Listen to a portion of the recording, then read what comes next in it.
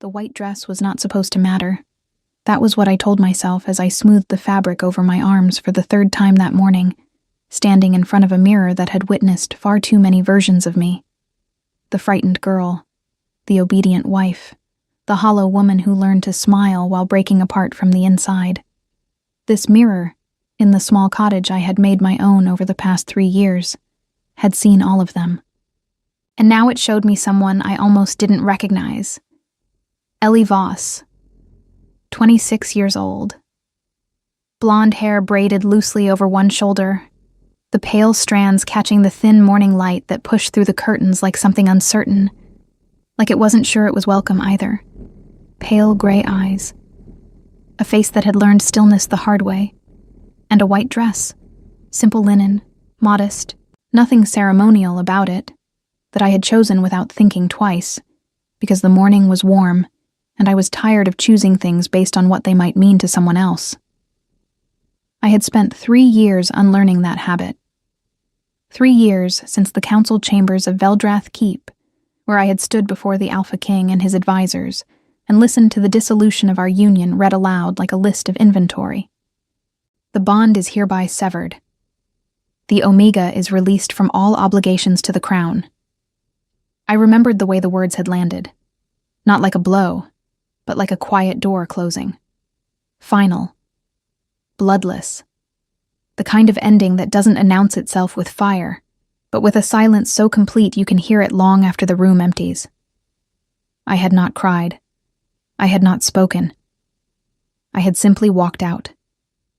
And I had kept walking, all the way here, to the village of Ashfan, tucked into the eastern foothills of the Veldrath territory, where the pines grew so thick in winter that the sky became a rumor, and where nobody cared who you had once been married to. Here, I had learned to tend herbs. I had learned to be useful in small, quiet ways, healing minor ailments, assisting the elder healer Marin, becoming part of a place at the pace of seasons rather than commands.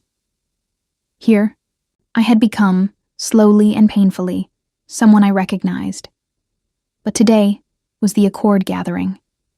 Every 3 years, the packs of the Northern Territories convened at neutral ground.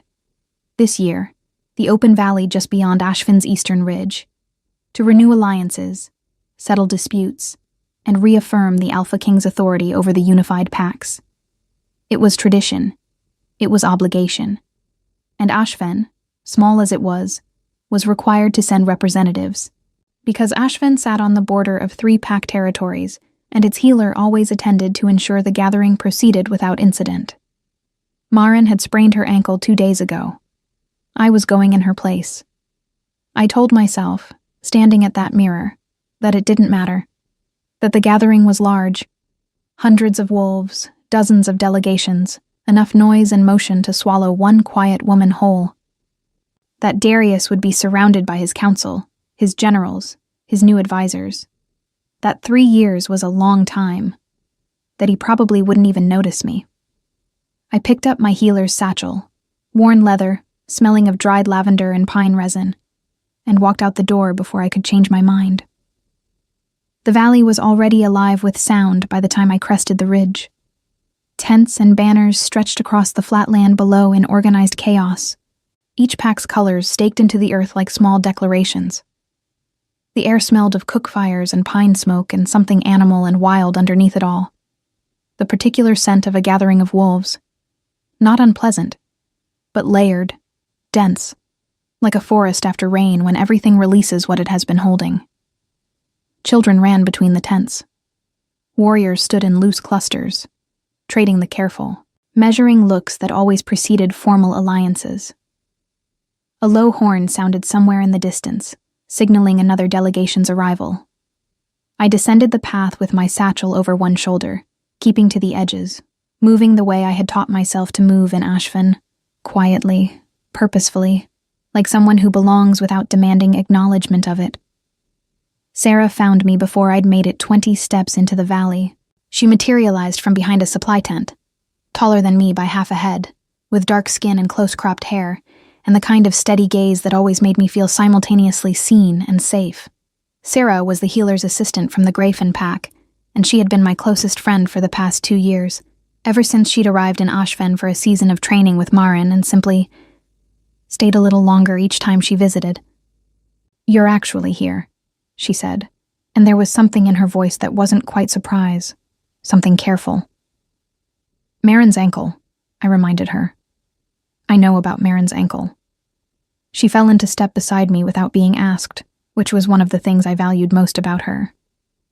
"I also know about the delegation from Veldrath Keep arriving this morning." I didn't answer immediately.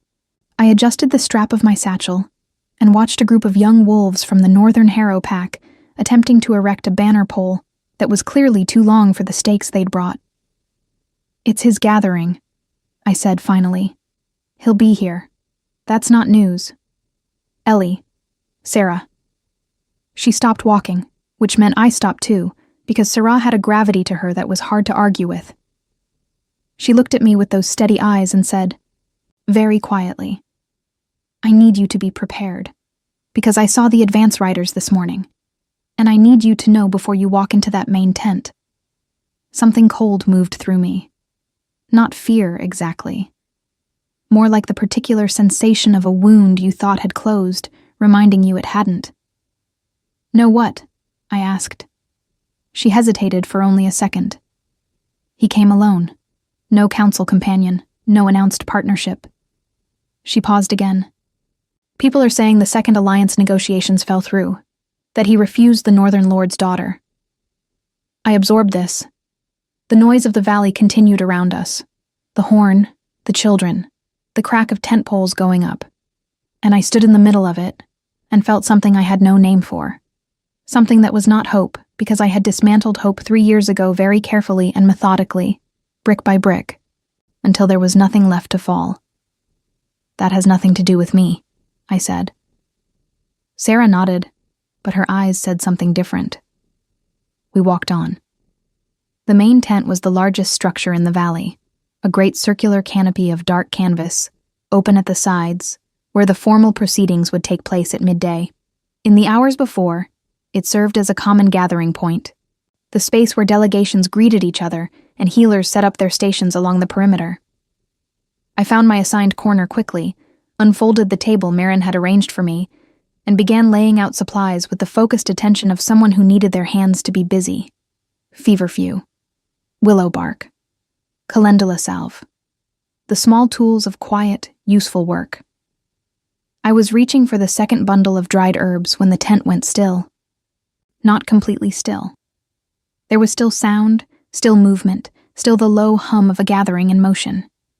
But something shifted, the way a forest shifts when a larger creature enters it. The conversations didn't stop exactly. They simply rearranged themselves, lowered in pitch, leaned in different directions. I knew without looking up what had caused it. I kept my eyes on the herbs. I counted the bundles. I focused on the smell of lavender and the texture of the dried stems between my fingers and the simple, grounding reality of the table in front of me. And then I heard his voice. Not words, just the register of it, that particular low frequency I had spent years learning to read for danger or for weather, or for the rare moments when something behind it softened. It moved through the tent from the entrance, not loud, not commanding in any performed way, just present, the way gravity is present, the way you don't choose whether to feel it. I was not going to look up. I was absolutely, definitively not going to look up. The tent shifted again, and I looked up. He stood at the entrance, flanked by 2 of his senior generals. I recognized Kale on the left, gray-bearded and watchful, unchanged, and he was scanning the tent the way he always had, that slow, systematic assessment that took in every corner before settling anywhere. He wore leather and dark fur against the morning chill, travel clothes rather than formal regalia, and his black hair was braided back in the warrior style he preferred when ceremony hadn't yet begun. He looked the same. 3 years, and he looked exactly the same. And something about that was profoundly unfair in a way I didn't have language for. His gaze moved across the tent, and then it stopped. It stopped on me. And Darius, the Alpha King, The man who had dissolved our union in a council chamber without once raising his voice, went completely, utterly still. The kind of still that has nothing to do with calm. I did not move. I think, in that moment, I forgot how to. The lavender bundle was still in my hands, and I was gripping it too tightly. I could feel the dried stems pressing into my palm, the faint release of scent that came with pressure, that particular sharp sweetness that usually steadied me. It wasn't steadying me now. Nothing was steadying me now, because Darius was still looking at me with that expression I had never seen on his face before. Not in 3 years of marriage, and not in the cold, formal proceedings of our dissolution, and I did not know what to do with it. He recovered first. Of course he did. He was the Alpha King. Recovery was something he had been trained for, the way other men were trained for combat. Fast, controlled, leaving no visible evidence of the disruption that had caused it. His gaze moved on, continuing its scan of the tent, as if it had merely paused on me the way it paused on everything, cataloging and releasing. He said something to Kale. Kale nodded. They moved toward the central table where the pack representatives were already gathering for the preliminary greetings.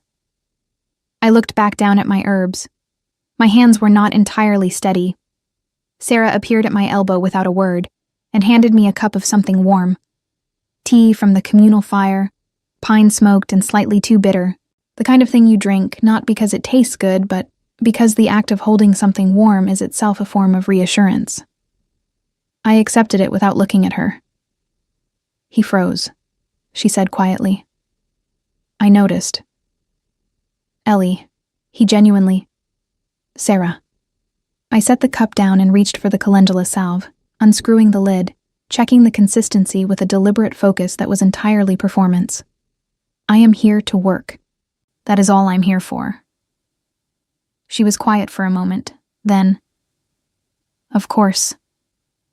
But I could feel her watching me, the way she always watched when she thought I was about to make the particular mistake of pretending that something didn't matter when it clearly did.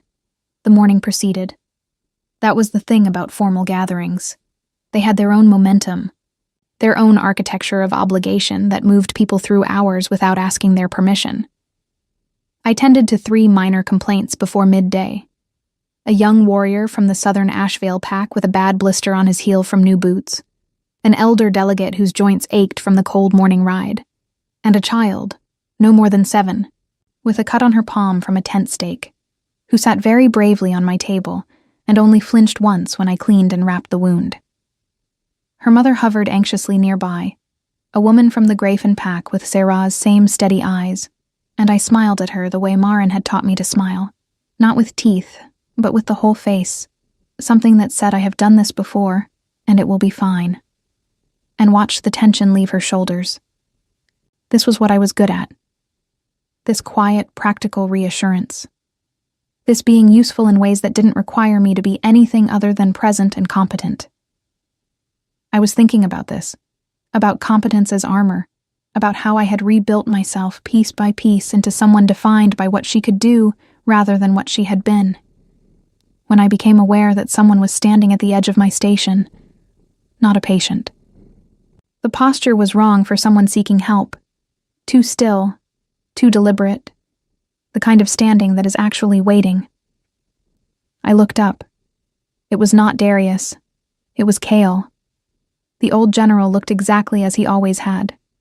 Silver-bearded, sharp-eyed, with the particular weathered quality of a man who had spent decades in service to something larger than himself. He had always been kind to me, in his reserved way, during the years at Veldrath Keep. Not demonstrative, not warm in any performed sense, but fair, which had meant more than warmth in those years. Healer Voss, he said. His voice was the same too, low, measured, each word placed with the care of someone who had learned long ago that words had consequences. General Kale. I kept my voice equally even.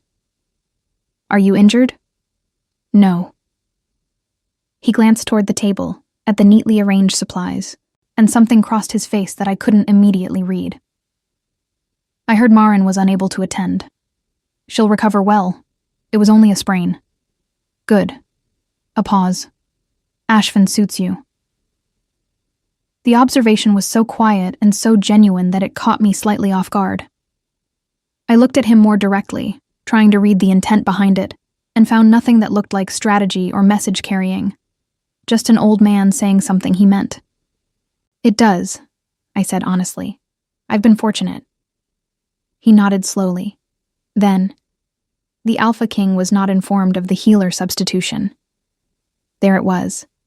I held his gaze. The substitution was arranged through Ashven's village council and the gathering's coordination committee. It followed proper procedure. Yes, Kale said. It did. Another pause, longer this time. He was simply unprepared. I didn't know what to do with that word, unprepared. I turned it over in my mind while I pretended to straighten the supplies that were already straight, and I thought about the moment in the tent when Darius had gone still, and I thought about all the things that word could mean, and all the things it couldn't.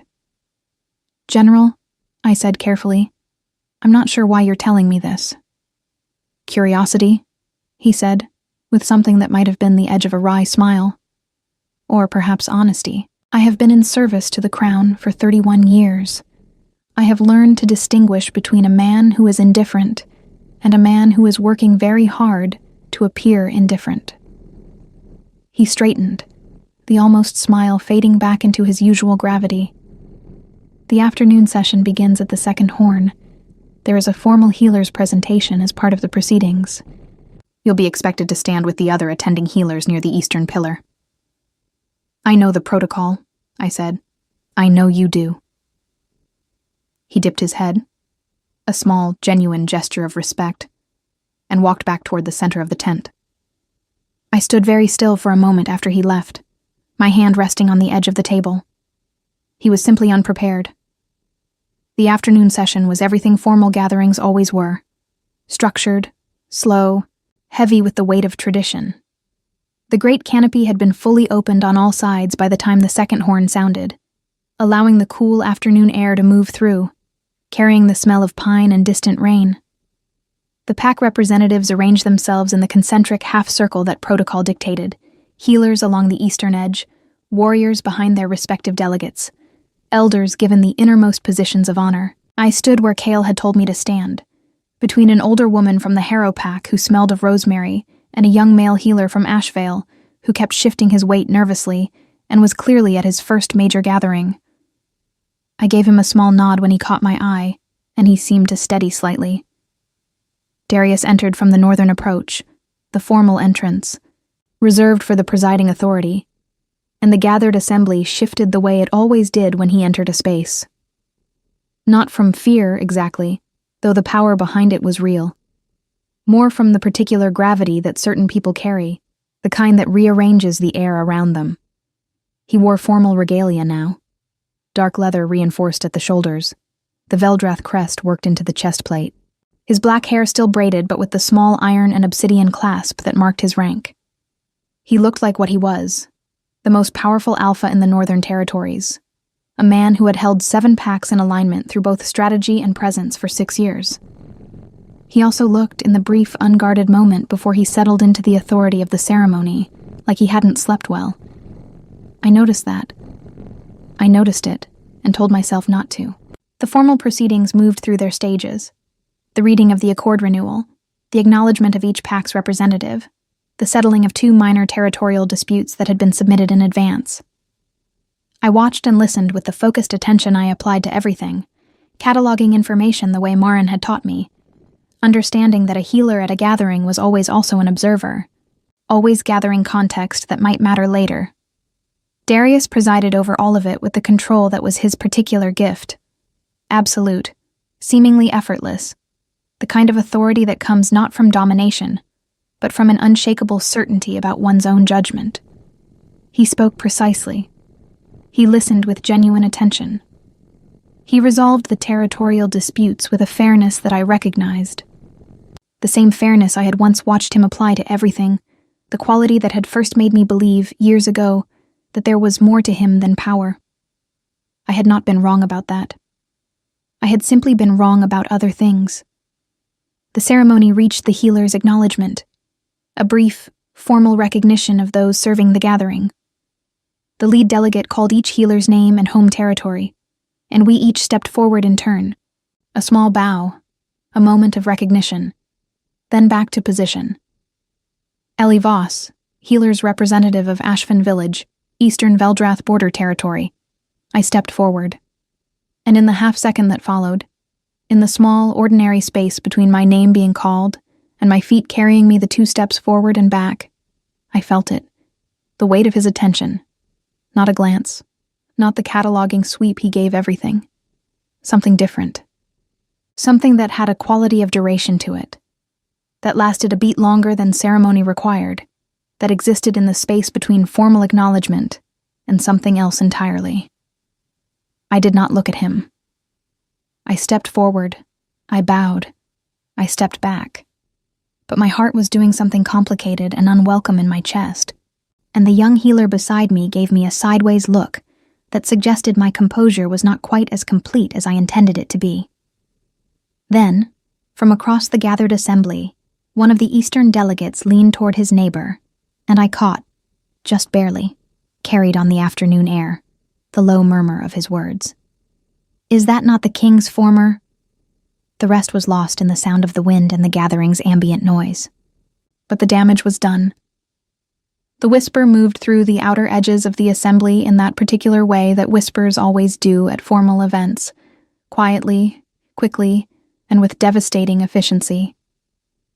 And I understood, standing there in my white dress with my healer's satchel over my shoulder, that regardless of what I had planned or told myself or carefully arranged inside my own mind, the afternoon was not going to be simple. It was not going to be simple at all. The whisper had a life of its own after that. I had learned, during my years at Veldrath Keep, that information in a formal gathering moved the way water moves through cracked stone, finding every gap, widening it, traveling paths you would never have predicted until suddenly it was everywhere, and the crack had become something structural. I had learned to be neither the source nor the subject of such movement. I had learned to be the woman standing quietly at the edge of the room, the one people forgot to watch. I had apparently forgotten how to be invisible. By the time the formal ceremony concluded, and the gathering dissolved into the informal afternoon hours, the meals shared between delegations, the quieter negotiations conducted over food and fire, I could feel the awareness following me the way a shadow follows, constant and without malice, simply a consequence of light falling in a particular direction. People looked, not rudely. Wolves at a formal gathering had too much training and protocol for open staring, but they looked in that practiced, peripheral way, quick glances that slid away the moment I turned toward them. I heard my name once more, detached from any sentence, floating free on the air near the Harrow delegation's meal area. I heard the word divorced in the particular hushed tone people reserve for things they find both scandalous and fascinating. I kept moving. I found the edge of the valley where the tree line began, where the sound of the gathering softened to a manageable hum, and I sat on a flat rock with my satchel across my knees and ate the bread and dried meat that Sarah had pressed on me before I'd walked away from the main tent. And I looked at the pines and breathed. In, out. The smell of resin and cold air and distance. This was the other thing Ashfin had taught me. How to find the still point. How to locate, inside whatever noise was happening around or within me, the small, quiet center that belonged entirely to me and could not be touched by what others thought or said or whispered. Marin had not taught me this explicitly. It was more absorbed than instructed, something that came from watching an old woman move through her work with complete self-possession, completely unrattled by the opinions of the people she served. "You are not what they call you," Marin had said once. Not to me specifically, but to the room in general, the way she said most of her important things. You are what you do when no one is watching. I sat with that for a while.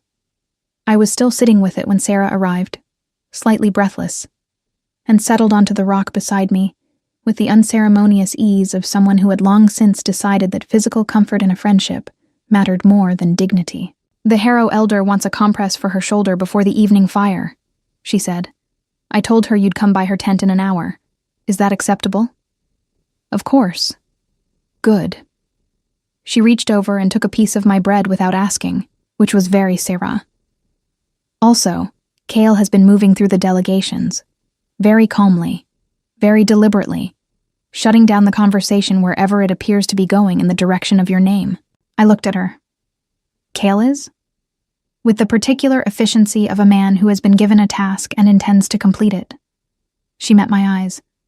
He wasn't acting on his own initiative, Ellie. The still point I had found was suddenly harder to locate. That doesn't mean anything, I said. It means he asked Kale to manage it. Darius doesn't send Kale to do things that don't matter to him. He's managing optics. It's a formal gathering. Gossip about the former... I stopped. Tried again.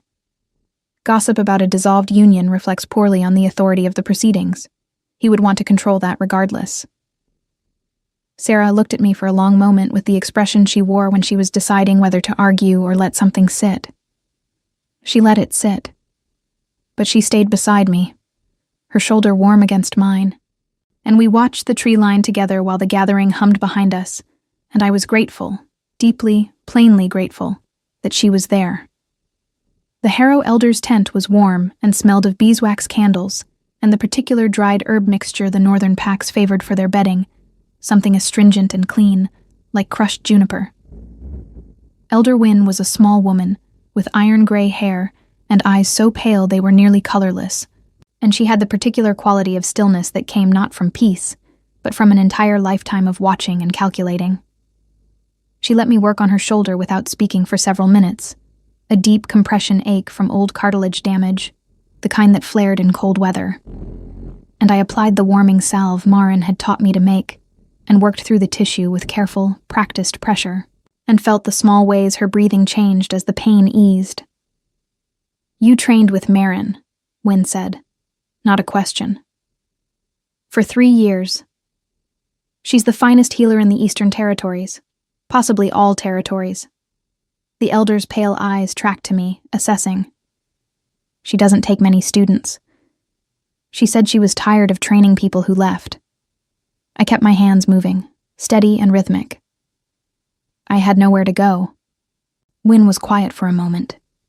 Then, with the directness of someone who had reached an age where circumnavigation seemed like a waste of time, "You're braver than I expected." I glanced up.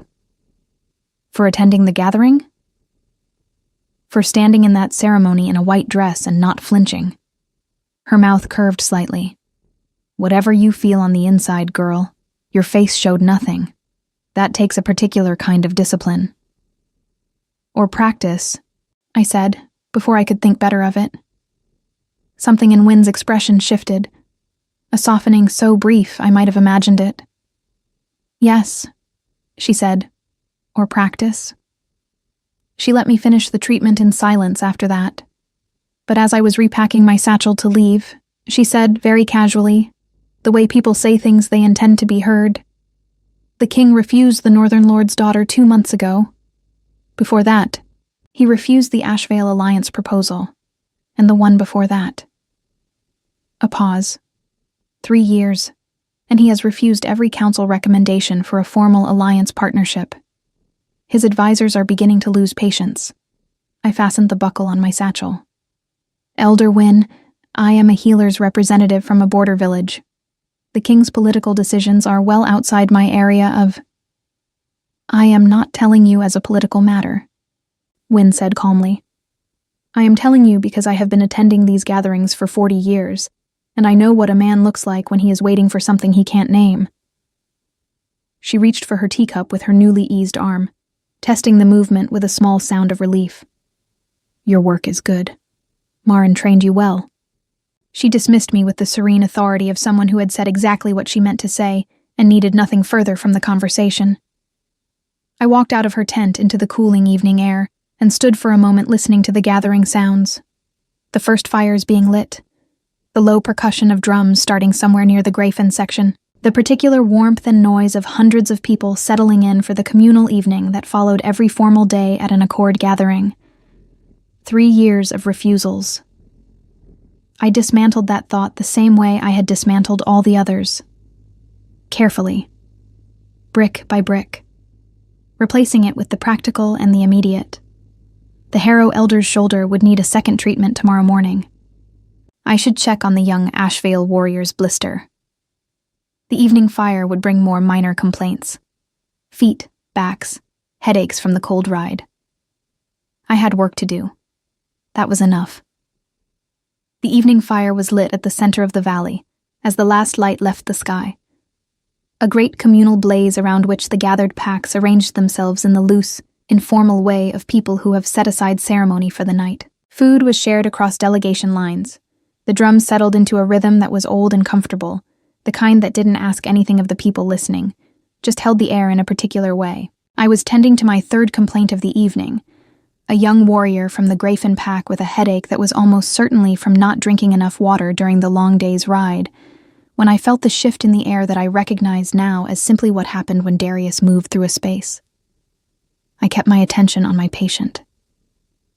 "Drink the full cup," I told the young warrior, pressing the water vessel firmly into his hands. "And another after this one.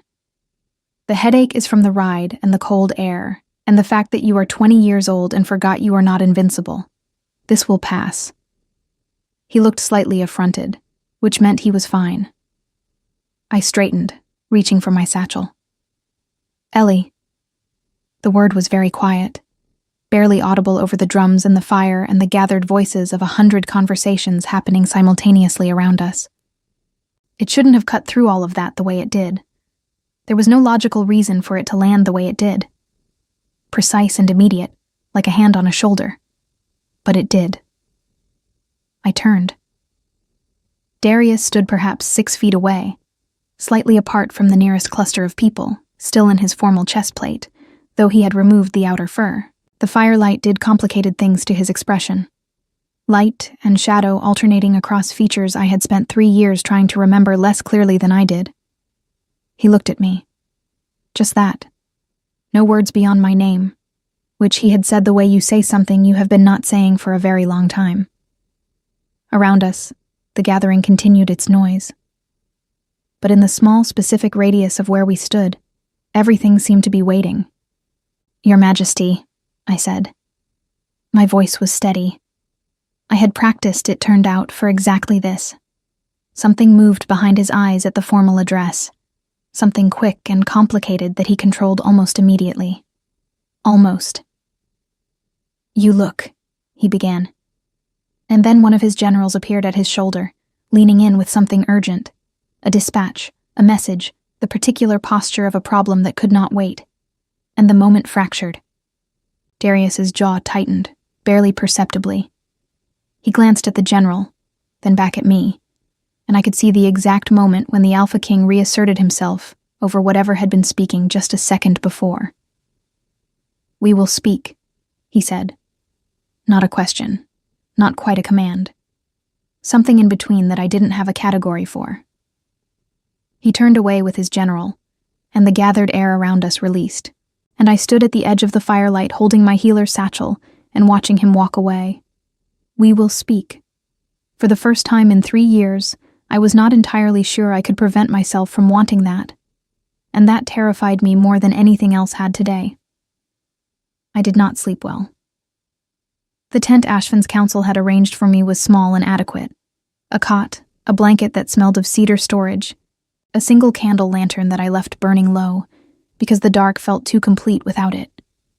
Outside, the gathering settled into its nighttime sounds, the distant drums finally quieting sometime past midnight, the occasional low exchange of voices from the watch rotation, the wind moving through the valley in long, considered sweeps that made the canvas walls breathe in and out like something alive. I lay on my back and listened to all of it, and did not sleep. We will speak. The words had a weight that I kept turning over, examining from different angles the way you examine something you found on a path and cannot immediately identify. Is it a stone? Is it significant? Should you carry it or set it back down?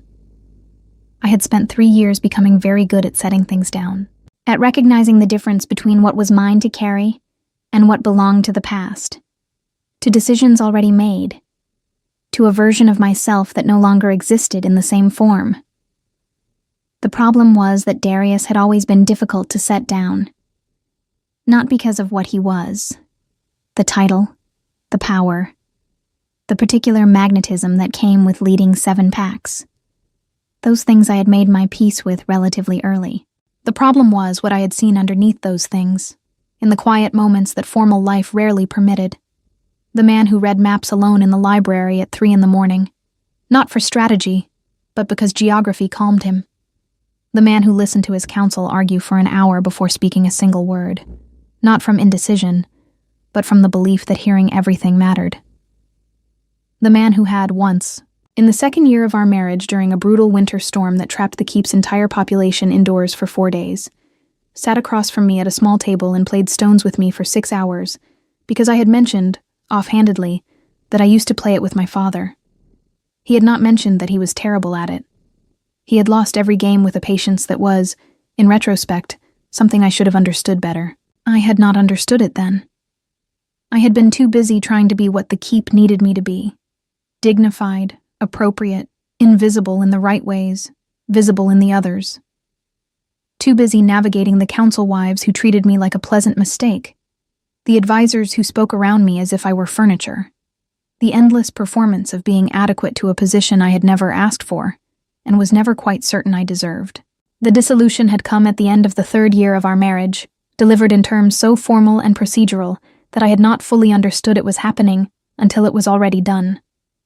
The official reason given to the council was incompatibility of function, a phrase so bloodlessly administrative that I had almost laughed in the chamber, and had stopped myself only because laughing seemed worse than the alternative. I had never asked him if there was a real reason. He had never offered one. And I had walked out, and kept walking, and built Ashvin around myself like a house I actually wanted to live in. But tonight, lying in the small, cedar-smelling tent with the lantern burning low, I admitted to myself, quietly, with the specific honesty that only exists at that hour when the pretenses of daytime have exhausted themselves, that I had never fully understood what had happened. That the not knowing had been the thing I'd buried deepest, under the herbs and the work and the new rhythms of a life that fit me, because looking directly at it felt like standing at the edge of something without a railing. I didn't know why he had let me go. And somehow, after today, I was no longer certain I had made peace with that the way I thought I had. Morning arrived gray and damp. A low mist settled into the valley that softened all the edges and made the gathering feel smaller, more contained.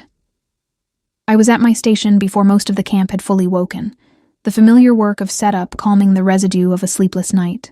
The Harrow Elder's 2nd treatment was my first appointment. Wynne arrived precisely when she said she would, settled onto my table without preamble, and submitted to the treatment with the stoic efficiency of someone who respected competence above all else. She didn't mention last night's conversation. Neither did I. Sarah appeared as I was finishing, carrying 2 cups of the pine smoke tea that had become our mutual morning ritual, and sat on the supply crate at the edge of my station, and watched the camp wake up around us with the quiet, observant air she brought to most mornings. "He asked Cale where your tent was," she said, without looking at me. I focused on repacking my kit. "When?" "Last night. Late." A pause. Cale told him. The repacking slowed slightly. I made myself continue at the same pace. "He didn't come." "No." Another pause. He stood outside it for about 3 minutes, and then walked back to his own section. I set down what was in my hands. There are moments when the careful architecture of the story you have been telling yourself, the solid load-bearing narrative of I have healed, I have moved forward, I have built something real, develops a visible crack. Not a collapse, just a crack. A line of light coming through from the other side of something you thought was solid wall. I stood at my station in the misty morning and felt the crack widen slightly and did not know what to do about it. "Sarah," I said carefully, "what am I supposed to do with that?"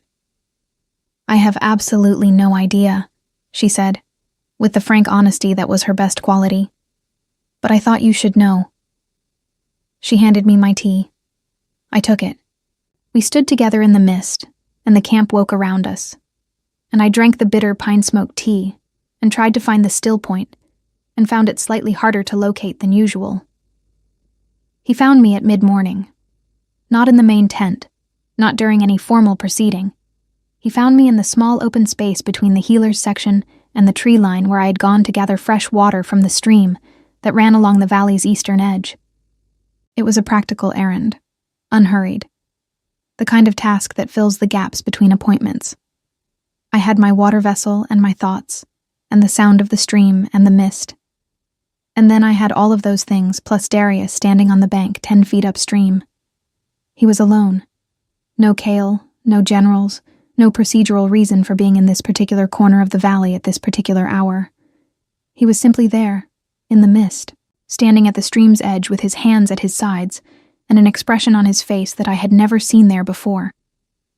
I had catalogued his expressions, over 3 years of marriage, the way you catalog the expressions of someone you are trying to read and cannot fully reach.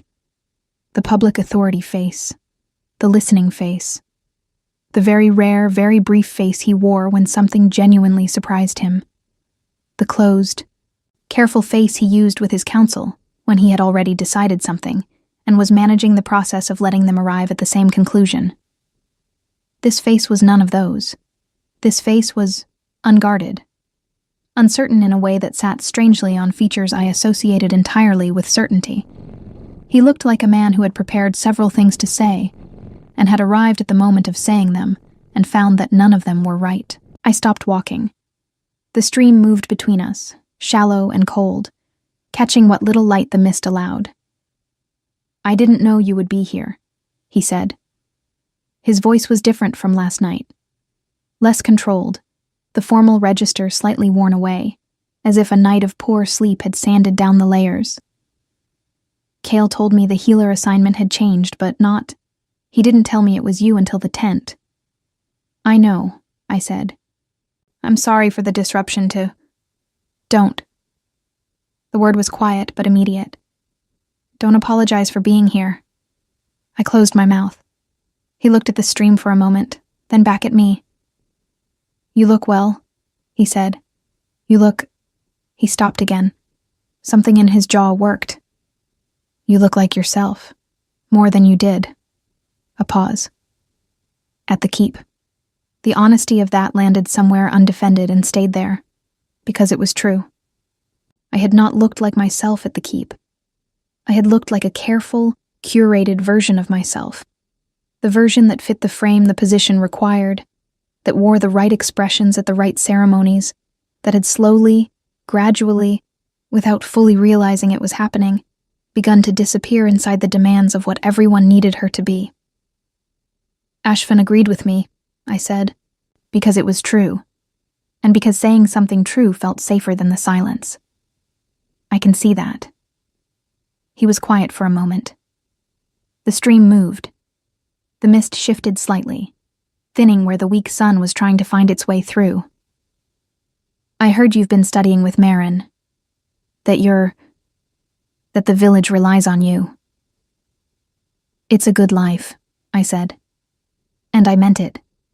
I needed him to know I meant it, that I was not diminished, that what I had built in Ashvin was real and chosen and mine. "I want you to know that. I didn't come here today carrying..." I stopped, tried again. "I'm well, Darius. Genuinely." Something passed across his face at his name in my mouth, complex and fast and not entirely hidden. "I know," he said. "I can see that too." A pause that had a different quality than the others. Heavier, as if something was being weighed in it. That should make this easier to say. I thought it would. I waited. He looked at me across the stream, in the mist, in the quiet space between the gathering behind us and the tree line ahead, and said, "I have been trying to find a way to say something to you for 3 years. I have drafted it, in my head, more times than I would like to admit. I have also told myself more times than that it was unnecessary, that the decision was correct, that you were better served by..." He stopped. His hands at his sides closed briefly. "I think I was wrong." The world was very still. "About the decision?" I asked. My voice was not entirely steady. "About not explaining it." He held my gaze. "You deserved an explanation," You walked out of that chamber without one. I told myself the formal proceeding had covered everything that needed to be said. And A pause. I was a coward, Ellie. In the one moment when I should have spoken plainly, I hid behind procedure, and I let you walk out without telling you the truth. The stream kept moving. Somewhere behind us, the gathering continued. Distant voices, the sound of the daily commerce of alliance and tradition. Out here in the mist, the world had narrowed to the 10 feet of water and air between us. What was the truth? I asked. He was quiet for a long moment. Then, that the council had given me a choice. Expand the alliance through a politically strategic second union, or dissolve the current one quietly and pursue the expansion through other means. They had been building toward that recommendation for 2 years. His voice was level, but something underneath it was not. I chose to dissolve the union because I told myself it was the correct strategic decision. That you would be freer. That the keep was diminishing you and I could see it, and this was... He stopped. I told myself it was for you, and I am no longer certain that was the only reason, or even the true one. The crack in my careful architecture became something larger. What do you mean? I asked very quietly. I mean that I was also afraid, he said, and I have spent 3 years being the Alpha King and refusing every alliance recommendation, and not entirely understanding why, until I saw you walk into that tent yesterday in a white dress, and I... He stopped completely for a moment. When he continued, his voice was quieter. I understood it then. The mist moved. A bird called somewhere in the pines. Darius, I said, and my voice broke slightly on it, not from grief, but from the particular difficulty of holding too many things at once. 3 years of building, 3 years of healing, 3 years of a life I genuinely loved, and this man standing in the mist telling me the thing I had spent all of that time not asking. I don't know what you want me to do with this. Nothing, he said immediately. I am not asking you for anything. I needed to say it because you deserve to hear it. Whatever you do with it is yours. He meant it. I could hear that he meant it, in the particular way I had always been able to read him even when he was being unreadable to everyone else, and that, the fact that he meant it, the absence of agenda behind it, was somehow the most disarming thing he could have said. I stood at the stream's edge in the mist, and felt the weight of 3 years pressing against the weight of this moment, and did not know, for the first time in a very long time, what came next. I stood at that stream for a long time after he left. He had not waited for my response, not because he was indifferent to it.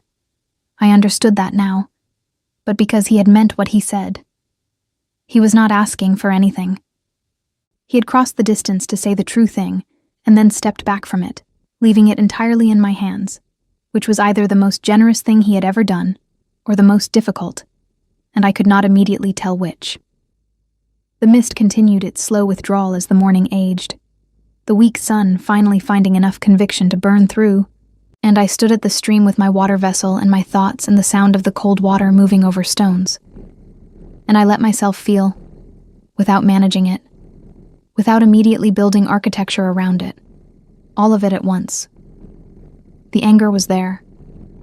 I had not known it was still there until this moment, not as the sharp and urgent thing it had been in the first months after the dissolution, but in its quieter, older form, the low ember of it, the residue of having been made a procedural decision rather than a person, of having been dissolved like a clause in a contract, while the real reason sat unspoken in a chamber full of men who thought strategy was the same thing as truth. The grief was there too, not the acute grief that had passed, worked through in small pieces during long evenings in Ashvin, when the work was done and the cottage was quiet, and there was nothing to do but sit with what remained. This was the settled, permanent kind of grief. The kind that doesn't destroy you, but doesn't fully leave either. That becomes simply part of the landscape of who you are. And underneath both of those things, persistent and unwelcome, and entirely real, something else. Something that had been sitting in the locked room I had built for it 3 years ago, and had now, in the space of one misty morning conversation, discovered the door was not as secure as I had believed. I carried my water vessel back to my station. I worked through the morning's appointments with the focus that had never failed me. 3 more patients before the midday meal, each one receiving my complete and genuine attention. Because whatever was happening in my interior life, the work was real, and the people were real, and that did not change. A child's fever, slight and manageable, reassured into a cooler compress and rest. An elder's back, eased with careful pressure and the warming salve. A young female warrior from the Ashvale pack who had twisted her ankle and was furious about it and needed both physical treatment and the particular service of being spoken to as a capable person who was temporarily inconvenienced rather than an invalid. I gave her both, and she left walking carefully but with her dignity intact, which seemed to matter more to her than the pain. Sarah watched me work and said nothing, and refilled my tea twice, and was, as always, exactly what was needed without being asked. The midday meal was communal, long tables arranged in the open air as the mist had fully cleared, leaving the valley washed and bright under a pale winter sun. I sat with Sarah and the young Ashvale healer, whose name, I had learned, was Penn, and who had relaxed considerably since the previous morning, and turned out to have an unexpectedly dry wit, and ate warm stew and dark bread, and listened to the conversation around me without fully entering it. I was aware of Darius at the head table, the way I had been aware of him all morning, the way I suspected I would always be aware of him in any shared space, not as a disruption, but as a fact, the way you are aware of the direction of north even when you are not consulting it. He was speaking with Cale and one of the Eastern delegates, his attention apparently complete and present, the Alpha King fully inhabiting the role. But twice, in the natural course of a meal and a conversation, his gaze moved across the gathered tables and found mine for a beat that was 1 beat longer than accident. I did not look away either time. Penn said something about the Ashvale Pack's new training protocols. Sarah responded with a question about Northern Pack healer networks. I contributed a comment about Marin's documentation methods. The conversation moved, and I was part of it, genuinely part of it. And I was also sitting with the thing Darius had said at the stream, turning it over and over like a smooth stone. I told myself it was for you, and I am no longer certain that was the only reason. Here was what I knew, sitting in the winter sun with warm stew and honest company. I had built something in Ashvin that was real. The life I had there, the cottage, the work, Marin's teaching, the rhythms of a small community that had made room for me and that I had made room for in return. That was not a consolation prize. That was not a lesser version of something else. That was a life, fully inhabited, genuinely mine, built from my own choices and my own hands, and the slow, difficult work of becoming someone I recognized. I would not trade it, not for anything. But here was also what I knew. The not knowing had cost me something. The 3 years of carrying the dissolution without an explanation, of building my peace on top of an unanswered question, of telling myself I had made peace with something I had actually simply buried, that had been its own kind of weight. And hearing the truth, even a truth that was complicated and imperfect, and came from a man who had, by his own admission, been a coward in the moment that mattered, had shifted something, not broken it, shifted it. Like a window, finally opened in a room that had been closed for too long. I found him in the late afternoon. This was not planned. Or perhaps it was, in the way that things you have been circling for hours become inevitable. Not a decision so much as an arrival at the place your feet were always going to take you. He was in the small northern section of the gathering grounds, away from the main activity, standing at the edge of a rise that looked out over the valley from above. The afternoon light was going golden and long, the shadows stretching across the valley floor in the way they do in late winter when the sun is already thinking about leaving. He had his back to me when I approached, and he did not turn, but the set of his shoulders told me he knew I was there. I stopped beside him, not close. A foot of air between us, the appropriate distance. The distance of 2 people who were something to each other that didn't have a clean current name. We looked at the valley together. The gathering was winding toward its final evening. Tomorrow morning, the accord would be formally signed, the delegations would begin their journeys home, and this particular confluence of people and purpose would dissolve back into the separate lives it had briefly gathered. Below us, the cook fires were being prepared for the last communal meal. The sound of it was warm and distant, that particular quality of noise that becomes almost musical when you hear it from high enough above. "I owe you an apology," I said. Not because he had asked, because it was true and I had been sitting with it all afternoon. Not for Ashvin, I would not take that back, but for the 3 years of silence. You wrote twice in the first months. I didn't respond. You didn't owe me responses. No, but I think I was punishing you with the silence, and I didn't admit that to myself until today. I paused. That wasn't fair. He was quiet for a moment. Then, I wrote things in those letters that I should have said in the chamber. I knew, sending them, that it was too late for that to be what it should have been. I don't blame you for the silence. I know. But I'm saying it anyway. He turned his head to look at me, and I turned mine to look at him, and we were close enough that I could see the specific quality of the afternoon light in his eyes, that gray blue that I had spent 3 years trying to remember less precisely than I did, and neither of us looked away. "What happens now?" I asked, not with hope inflected into it, not with expectation, just the genuine question. He was quiet long enough that I knew he was giving it the weight it deserved rather than answering quickly. That was one of the things I had always trusted about him, even when I couldn't trust other things. The way he refused to respond to real questions with easy answers. "I think," he said slowly, "that you go back to Ashvin, and I go back to Veldrath, and we know what we know now." A pause. "Which is more than we knew before." "Yes," I said, "it is." "And I think," he continued more carefully, "that if the healer's representative of Ashvin village were willing, the Crown might have cause to request a formal consultation with Marin's practice regarding the Eastern Border Territory's medical resources."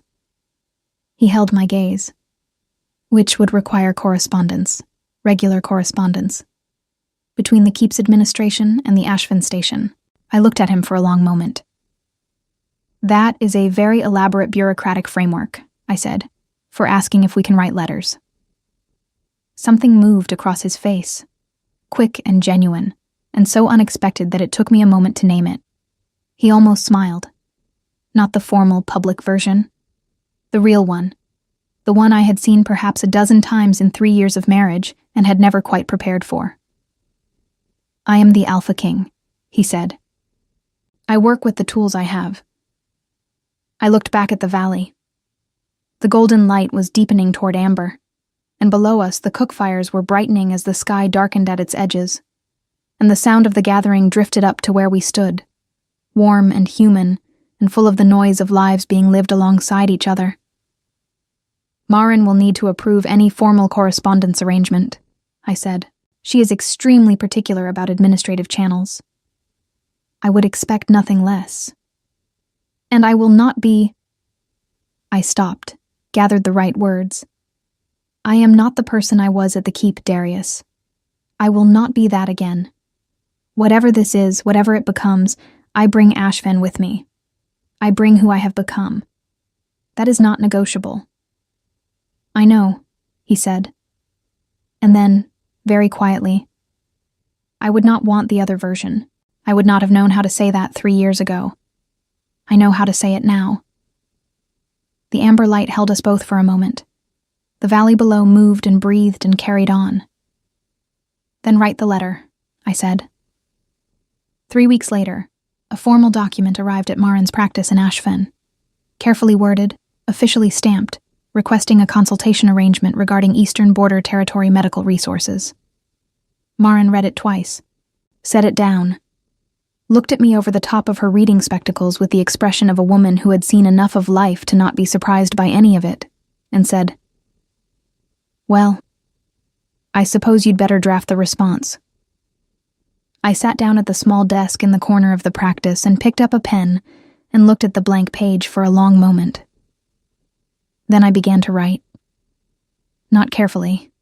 Not in the curated, managed way I had once written everything at Veldrath Keep. Every word weighed for appropriateness. Every sentence shaped to fit the frame of what was expected. I wrote the way I had learned to do everything in Ashvin, directly, from the actual place inside me where the true things lived, without apology for taking up space on the page. The correspondence continued, through the remainder of that winter, and into the first weeks of spring. Letters that began formally and became gradually something else. The natural evolution of two people who had things to say and had finally, after 3 years, found the channel to say them through. Maren read none of them. She didn't need to. She simply continued her work and watched me move through mine and said nothing, except once in early spring when she looked up from her herb sorting and observed, "You're sleeping better." "Yes," I said. "Good," she said, and went back to her sorting. In late spring, Darius came to Ashvin. Not with ceremony, not with a formal delegation. He came with Kale and 2 quiet guards, and the particular unpretentious traveling clothes of someone who was not arriving as the Alpha King, but as a person with somewhere specific he needed to be. He arrived on a Tuesday morning when the village was in the middle of its ordinary business, and he walked through it with the careful, attentive manner of someone encountering a place that matters, rather than a place that should be impressed. I met him at the edge of the practice, in the herb garden. Maren and I tended together, where the first spring growth was coming up in the beds, the bright, stubborn green of new things deciding to exist. He stood at the garden's edge and looked at it, then at the practice, then at me. And I watched him take in the thing I had built and see it, genuinely see it, without agenda, without the frame of what it meant for anything else. "It suits you," he said. "I know," I said. We walked through the village, just the 2 of us, while Kale sat with studied patience in Maren's front room and drank tea and pretended he was not enormously relieved by the entire situation. We walked the path along the eastern stream and through the market and up to the ridge where on clear days you could see the far edge of the Veldrath territory's tree line, blue-gray in the distance. We talked. The way we had never quite managed to talk in 3 years of marriage, without performance, without the watching eyes of counsel and expectation, without either of us managing what the other person needed to see. We talked about the Eastern Territory disputes he was navigating, about Maren's methods for pain management in old joint damage, which genuinely interested him in the way maps and governance interested him, as systems, as problems with elegant solutions. About Penn, the young Ashvale healer who had written to me twice since the gathering, and was turning into, I suspected, a real colleague. About the particular quality of silence in Ashvin on winter mornings. About the 12-year-old version of himself who had first been told he would rule and had understood, in that moment, that loneliness was the price of it, and had accepted that price, and then spent decades pretending he had not found the cost higher than expected.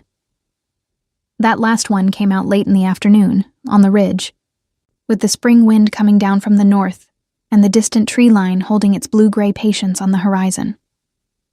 He said it the way he said things when the Alpha King had been set down for a moment, quietly, without decoration, as a simple fact. I said, "You don't have to pay it forever." He looked at me. "That price," I said, "it was set by a 12-year-old who didn't know yet that there were other options. You're allowed to renegotiate." He was quiet for a long moment, looking at the horizon. Then he said, "I'm working on it." And that, I understood, was the truest thing either of us had said. He did not stay in Ashvin long. 3 days, managed carefully, respectfully, nothing that disrupted the fabric of the life I had built there. He attended to no formal business. He helped Maren carry supply crates from the storage room to the practice without being asked, because he arrived at the practice on the second morning as she was attempting to do it alone and simply picked them up, and Maren looked at him for a moment, and then looked at me with the expression of a woman revising a previously held opinion. On the third morning, before he left, he stood in the herb garden in the early light, and I stood beside him, and the garden smelled of damp earth and new growth, and the particular sharp sweetness of the first spring herbs coming up. "The correspondence arrangement," he said. "I'd like to continue it. So would I. And I'd like—" He paused, in the way he paused when he was being careful with something important. "I would like to come back, when it's welcome, at whatever pace makes sense." He held my gaze. "I am not asking to reclaim anything. Ellie, I am asking if I may know you. The person you are now. On the terms that belong to who you are now." I thought about the cottage and the herb garden, and Marin's sharp eyes and Sarah's shoulder against mine, and Penn's letters and the ridge and the winter mornings and everything I had built, and chosen, and become. I thought about the stream in the valley mist, and the crack in the careful wall, and the still point that had been, for 3 years, mine alone. "Yes," I said. "You may." What followed was not a sudden return, or a dramatic restoration. It was something slower and more honest than either of those things. A patient reconstruction, built from correspondence and visits and the kind of unhurried presence that neither of us had managed when we were young and frightened and performing versions of ourselves for an audience that never stopped watching. By autumn, his visits to Ashfin had become known and unremarkable. The Alpha King who came to the eastern border village without ceremony, and sat in the healer's garden and was, to all visible evidence, simply a man who had somewhere he wanted to be. The council raised concerns. Cale managed them with the serene competence of a man who had waited 3 years for exactly this outcome, and was not about to let procedural objections derail it. Marin said, "Once, at the end of a long workday, when we were cleaning the practice together in the particular comfortable silence of two people who have run out of things that need to be said, he looks at this place the way you looked at it when you first arrived, like something he didn't know existed but immediately understood." "Yes," I said. "That's worth something," she said. "I know," I said. She handed me a bundle of dried lavender to hang, and went back to her work, and I stood with the lavender in my hands, and smelled the sharp, familiar sweetness of it, and thought about all the versions of me this year had held. The woman who had walked into a valley in a white dress not knowing what the day would bring. The woman at the stream in the mist. The woman on the ridge with the spring wind in her hair. The woman who had picked up a pen and written directly and without apology from the true place inside her. All of them were me. All of them had built this. And this. The herb garden in the autumn light. The smell of lavender. The sound of Marin moving through her work in the next room. The letter on the desk in the corner waiting to be answered. This was enough. More than enough. This was, at last, exactly right.